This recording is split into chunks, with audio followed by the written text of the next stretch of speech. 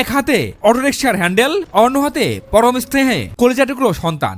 ঢাকার ব্যস্ত রাজপথে রোদ বৃষ্টি উপেক্ষা করে বিল্লাল আজ শুধু একজন বাবা নয়, মিরাজের কাছে তিনি মাও। দুধের শিশুকে নিষ্ঠুরভাবে ফেলে রেখে অন্যের হাত ধরে পালিয়ে গেলেন জন্মদাত্রী মা।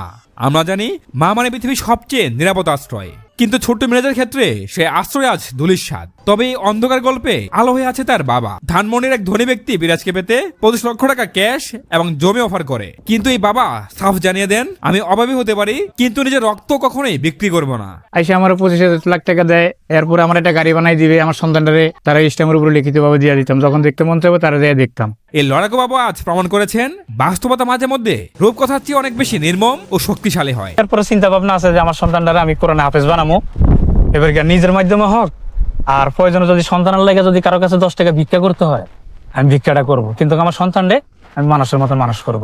জীবন যেখানে প্রতিনিয়ত সংগ্রামের, সেখানে নিয়তিওজন মাঝে মধ্যে নিষ্ঠুর খেলা খেলে। মাত্র 4 দিন আগে সন্তানকে কোলে নিয়ে অটো নিয়ে বেরিয়েছিলেন বিল্লাল হোসেন।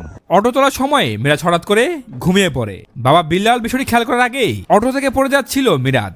তাকে বাঁচাতে গিয়ে নিয়ন্ত্রণ হারিয়ে অটো পড়ে যায় রাস্তার পাশের এক খাদে।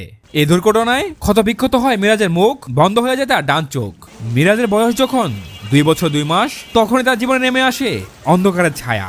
রাইতে দিনে নাইটে গাড়ি চালাই আমি মোটামুটি 27,500 টাকা দিয়ে তারে একটা সেট কিনে দিলাম। কিন্তু স্ত্রীর আবদারে 27,000 টাকা দিয়ে কিনা এক অ্যান্ড্রয়েড ফোনই তছনছ করে দিল সবকিছু। স্ত্রী জান্নাত জড়িয়ে পড়েন পরকীয়ায়। ফোনের ডিজিটাল নেশায় যার বিষয় বাষ্পে পড়তে থাকে এই সাজানো সুখের সংসার।